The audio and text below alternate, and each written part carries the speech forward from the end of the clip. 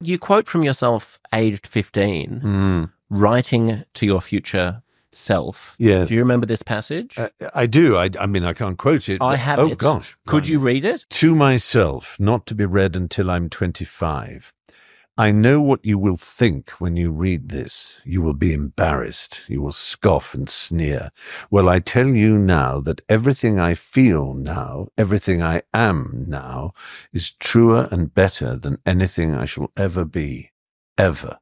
This is me now, the real me. Every day that I grow away from the me that is writing this now is a betrayal and a defeat.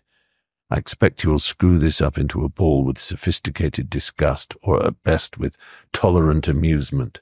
But deep down you will know that you are smothering what you really, really were. This is the age when I truly am. From now on, my life will be behind me. I tell you now, this is true, truer than anything else I will ever write, feel, or know. What I am now is me. What I will be is a lie. Holy heck. I remember writing that. I remember the tears streaming down my face as I wrote it, and I felt it. And what it was really about, Josh, of course, I suppose, I was in love, and there was a transgressive love, because it was a gay love, as we would now say. And I felt that it connected me with all the poets and writers in the world. It forced me to go to the library to try and find some vindication that I wasn't alone. And I read novels set in schools full of lyrical adolescent mooncalf love of the kind I was feeling, and which had been banned at the time. Or I read biographies of Oscar Wilde and his circle, and the ripples went out into circles and other groups, into the Paul Bowles and the Tangiers set. And so I became quite a sophisticated reader of what we would now call queer literature.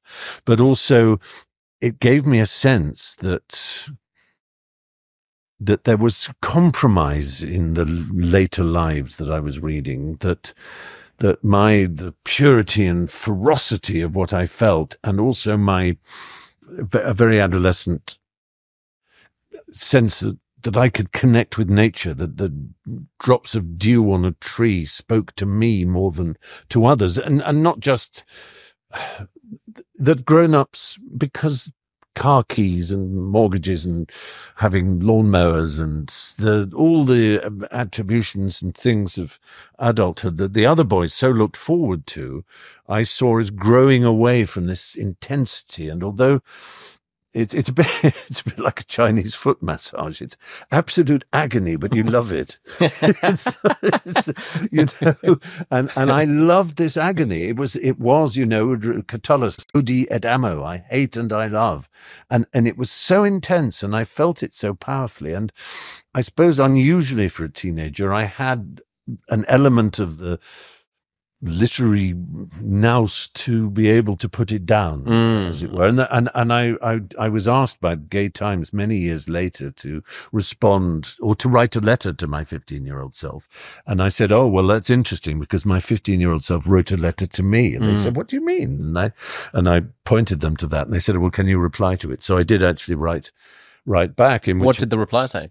Well, it said, I might even have it in a strange way, if we can just have a second, because it was published in The Guardian, and someone reminded me of it recently, and so I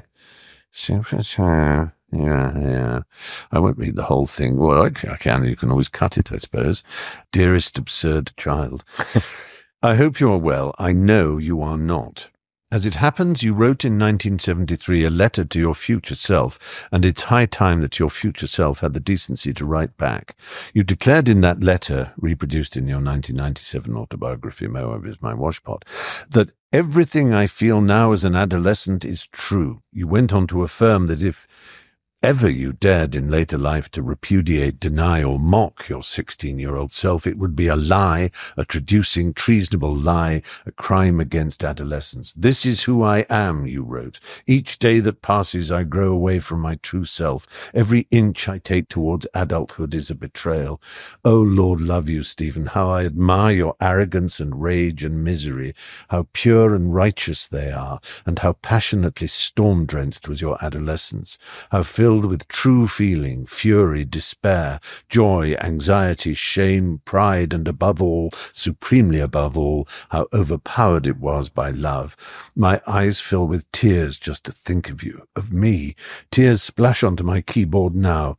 I am perhaps happier now than I have ever been, and yet I cannot but recognize that I would trade all that I am to be you, the eternally unhappy, nervous, wild, wondering and despairing 16-year-old Stephen, angry, angst-ridden and awkward, but alive, because you knew how to feel, and knowing how to feel is more important than how you feel.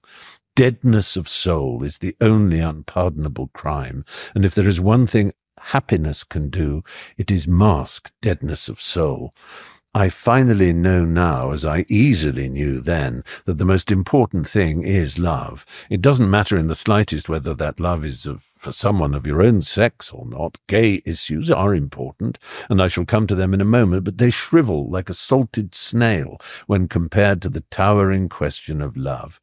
Gay people sometimes believe, to this very day would you credit it, young Stephen, that the preponderance of obstacles and terrors they encounter in their lives and relationships is intimately connected with the fact of their being gay. As it happens, at least 90% of their problems are to do with love, and love alone, the lack of it, the denial of it, the inequality of it, the missed reciprocity in it, the horrors and heartaches of it. Love cold, love hot, love fresh, love stale, love scorned, love missed, love denied, love betrayed. The great joke of sexuality is that these problems bedevil straight people just as much as gay. The 10% of extra suffering and complexity that uniquely confronts the gay person is certainly not incidental or trifling, but it must be understood that love comes first. This is tough for straight people to work out. Straight people are encouraged by culture and society to believe that their sexual impulses are the norm, and therefore when their affairs of the heart and loins go wrong, as they certainly will, when they are flummoxed, distraught and defeated by love, they are forced to believe that it must be their fault. We gay people at least have the advantage of being brought up to expect the world of love to be imponderably and unmanageably difficult, for we are perverted freaks and sick aberrations of nature. They, poor normal lambs, naturally find it harder to understand why, in Lysander's words, the course of true love never did run smooth.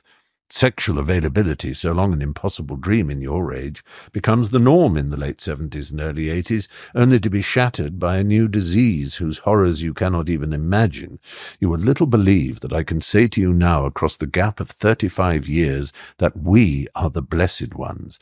The people of Britain are happy, or not, because of Tolpuddle martyrs, Chartists, infantry regiments, any number of ancestors who made the world more comfortable for them.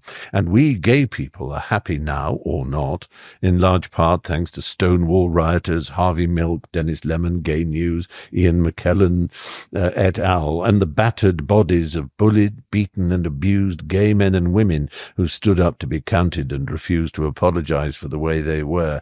It has given us something we never thought to have: pride.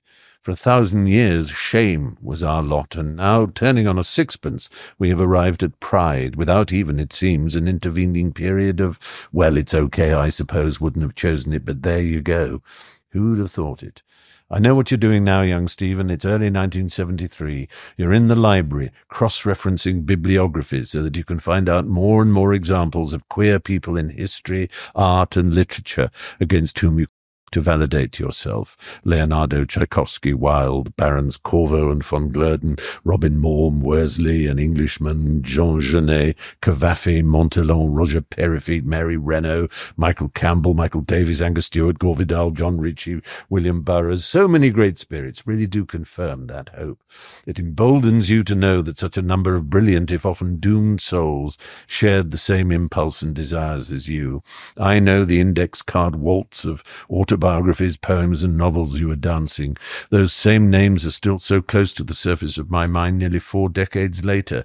Novels, poetry, and the worlds of art and ideas are opening up in front of you almost incidentally. You spend all your time in the library, yearning to be told that you are not alone, and an unlooked-for side effect of this just happens to be a real education, achieved in a private school designed for Philistine bumpkins. Being born queer has given you, by mistake, a fantastic advantage over the rugger-playing ordinaries who surround you. But those rugger-playing ordinaries have souls too, and you should know that. I know you cannot believe it now. They seem so secure, so assured, so blessedly normal. They gave Cuthbert Worsley the Kipling-derived title of his overwhelmingly important to you autobiography, The Flannelled Fool. These are the men that have lost their soul, the flannelled fool at the wicket and the muddied oaf at the goal. You look down at the fools almost as much as you fear them, the ordinary people whose path through life is guaranteed. They won't have to spend their days in public libraries, public lavatories, and public courts, ashamed, spurned, and reviled.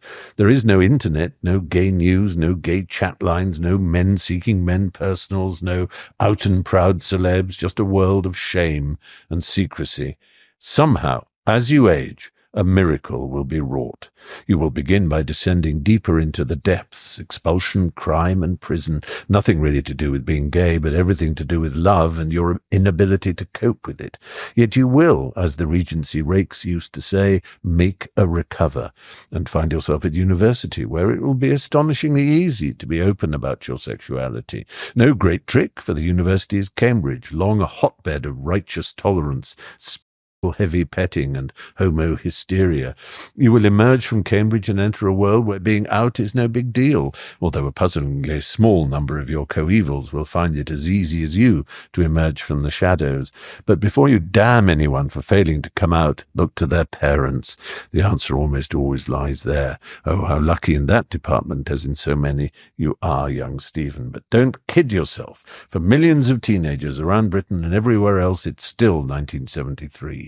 Taunts, beatings, and punishment await gay people the world over, in playgrounds and execution grounds, the distance between which is measured by nothing more than political constitutions and human will.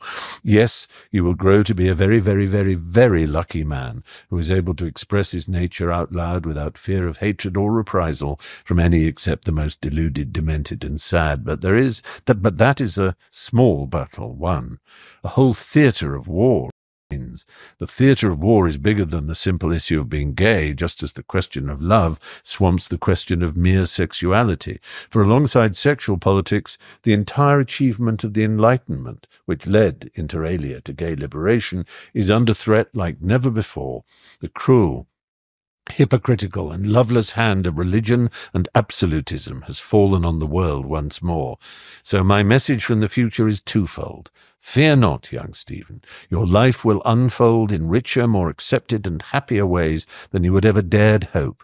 But be wary, for the most basic tenets of rationalism, openness and freedom that nourish you now and seem so unassailable are about to be harried and besieged by malevolent, mad and medieval minds.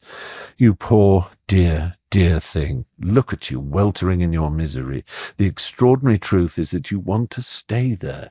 Unlike so many of the young, you do not yearn for adulthood, pubs and car keys. You want to stay where you are, in the republic of pubescence, where feeling has primacy and pain is beautiful. And you know what? I think you are right.